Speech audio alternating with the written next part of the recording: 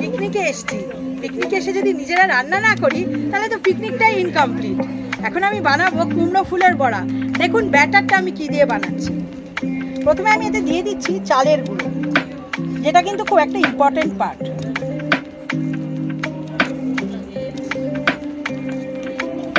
তারপরে আমি দিচ্ছি বেসন,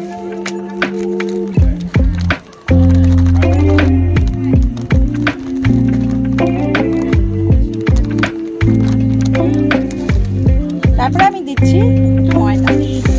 ময়দাটা দিলে খুব মুচমুচে হবে।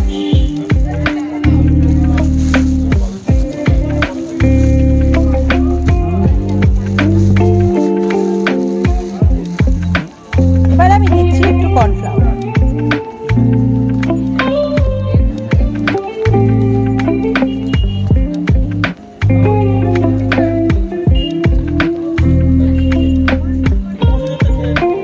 আমি এটা ভালো করে মিশিয়ে নেব। আর আমি এর মধ্যে দেব একটু সরষের তেল।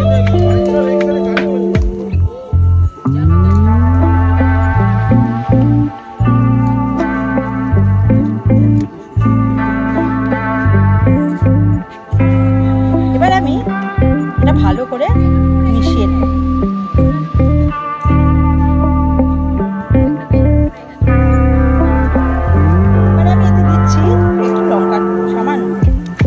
বাচ্চারা আছে, বাচ্চারা খাবে তাই বেশি দিচ্ছি না, দিলে পরে বেশি ঝাল হবে।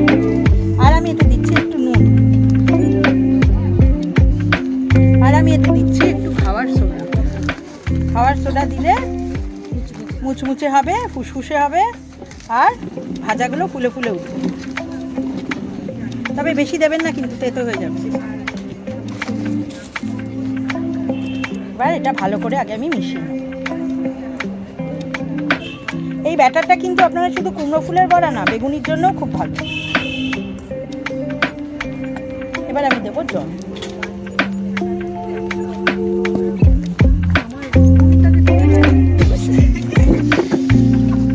একটু চিনি দিয়ে দিলাম, আর এর মধ্যে দিয়ে দেবো এবার আরেকটু জল দিয়ে আমি ব্যাটারটা তৈরি করব।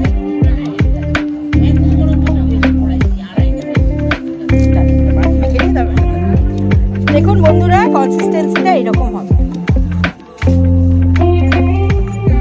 এই কনসিস্টেন্সিটা মেইনটেইন করতে পারলে দেখবেন খুব ভালো ভাজাটা হবে।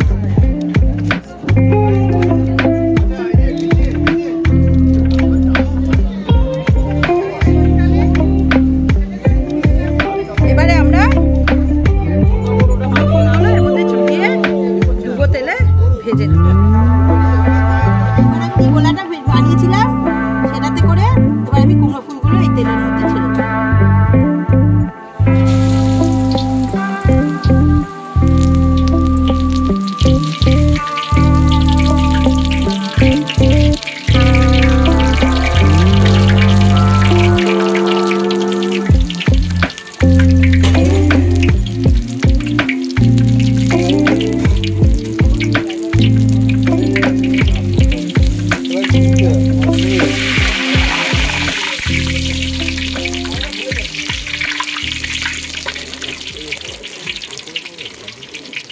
দেখেছেন কিরকম ফুলে উঠছে।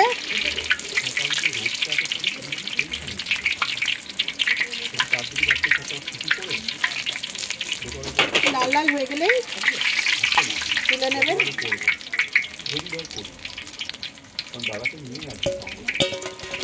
ভালো হয়েছে,